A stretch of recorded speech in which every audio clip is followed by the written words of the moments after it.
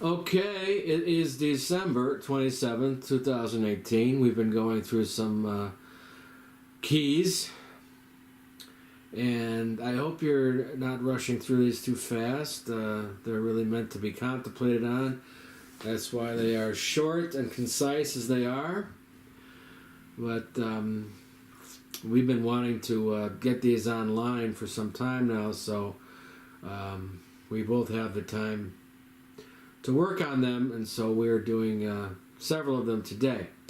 All right, with that said, this is the seventh one, and its name is Prayer. Prayer. This might upset some people at one point, and I will, pause to explain it. I have to say, as keys happened, as it came through me, a lot of my preconceived concepts about God got blown away. The concepts that the world teaches that, our parents taught us, they were taught by people who had flawed concepts, their parents. It's nobody's fault, it's just the teachings that we've been mistaught since thousands of years, even hundreds of thousands of years, but I'm not getting into that for now. But so many of our concepts concerning what we call religion, and actually Keys does not promote religion at all. It promotes relationship. Basically, a religion is like a coffin for the mind. A coffin for truth. Only truth won't stand by. It'll just vacate the premises and go elsewhere. But a relationship is alive. A living thing. Alive. And that's what Keys promotes. And it tries to knock down, I take that back, it doesn't try, it knocks down the walls that divide us from coming to know who we truly are. It gets us to redefine our very being. By the end of the book, you're not the same person anymore.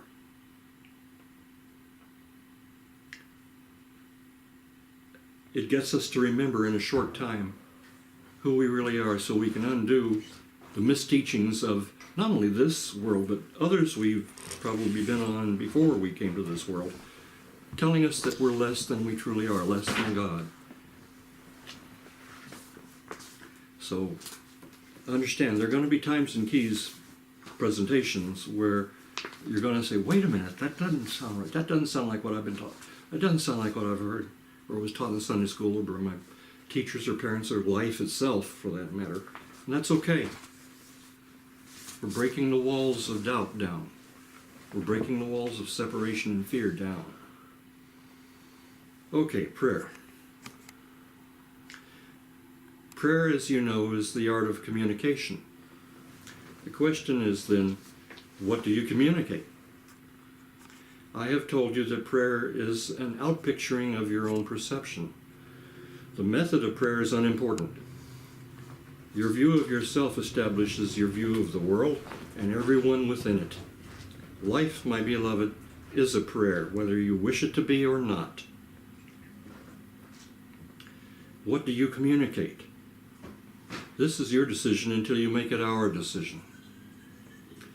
The next question is, with whom do you communicate? Again, only you can decide this based upon how you perceive yourself and those who are around you. Prayer then is a communication with yourself first. Then comes the prayer you extend to your brother. Prayer is not a miracle. And now this next statement, just keep an open mind is what I can say. There is no power in prayer. Now that goes against everything we've been trained to believe. However, here's the answer. However, there is power in the relationship which prayer promotes. For it may establish conditions in which miracles may flow as the perception is cleared. Wow. Do you pray constantly and unceasingly? Yes, you do. Just as in my presence you live constantly and eternally. Prayer is an opportunity to clear perception. As you pray for one another, you also pray for me, even as I pray for you. It has been asked, to whom do I pray? This is God speaking, remember. He says, I pray to you. My prayer to you is my communication of our true nature, my sharing of the vision of innocence and truth. My prayer to you is for a happy life, a good meal with loved ones, clear vision, rest at your day's end, and peace at your life's end. I am that peace. Prayer then is an ongoing process of sharing from you to one another, and from you to me, and from me to you. I am the relationship of love that allows prayer to be fulfilled in full.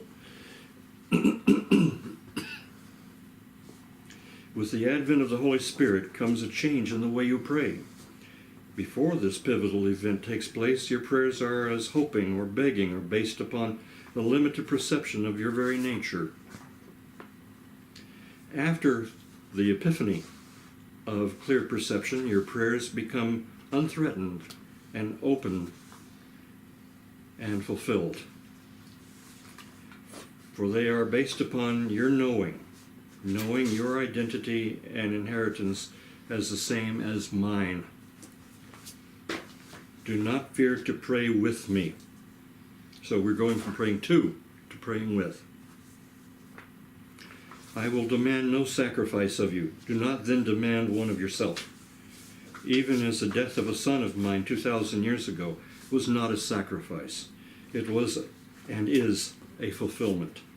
In your faith, you have been taught to regard the crucifixion with guilt and obligation. You have come to blame yourselves as you feel that the deeds of humanity as a whole demand a sacrifice in order to appease me. This, my beloved, was never the case. A demonstration of wholeness was needed and lovingly given. The guilt is not yours. There is no guilt. Now you do not need to fear prayer with your brother or sister. For if I do not demand sacrifice, then neither can they. If your brother or sister should attempt to require sacrifice of you, then offer him or her the vision of guiltless wholeness as a means of healing perception. Do not fear rejection of this offer, for healing cannot be rejected, only postponed. Herein is the promise of salvation. When you pray with me, speak as you would with a dear friend who is closer to you than your thought itself. I am the fulfillment of prayer, and I am yours. Blessed are you this and every fine day. Pray knowing who you are. God. Even that sentence just leads right. Even the signature at the end of the letter answers that sentence, who you are, God. It's like I've said before, if I had a PhD, and I don't, I couldn't have put something, this is like... Very powerful information. Yeah, it's like someone who sees multidimensionally all at once and coordinates it all at once. I mean, even just reading is energizing the heck out of me. I feel a swirl of energy going around me. Holy. But when it was being written and then spoken through me, for quite a while after that, I got to live in that feeling of Superman that I was talking about previously. As though I had jumped in the phone booth, taken off Clark Kent, and flown through the air and remained as Superman for quite some time.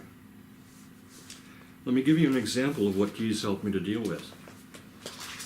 My mom, we found, had inoperative cancer, colon rectal cancer. It was a open up, close up type situation. It was back in 1986. I went to visit her the day after the surgery to see if they could remove, and they couldn't remove anything. It was too much. And she said, son, I'm not going to go through chemo. I'm not going to go through radiation. They've even told me that might kill me faster than the cancer will. And I said, Mom, I totally understand. And she said, well, son, you know what this means, don't you? Now, the Spirit of Keys has a way of changing your perception of things by getting you to change your perception. It doesn't do it to you. It does it with you. Big difference. And I said, yeah, Mom, I understand. It means we'll either have a miracle and you'll be alive and healthy here, or we'll have a miracle and you'll be alive and healthy in the hereafter. I remember the times when I said those words thinking, I can't believe these words are coming out of my mouth. They were my words. And I also said, I love you enough to do something for you you could never do for me. I love you enough to be able to let go of you so that you don't suffer, if that's the outcome. And she said, you're right, I could never do that for you. And I said, that's why in this life you chose to leave before I did. This time you don't have to see me crucified. And as far as I can tell, there's no plan on the docket for that to happen. But I know she wouldn't be able to be here and see me even go through aging and the things that aging can bring. Anyway, enough of that.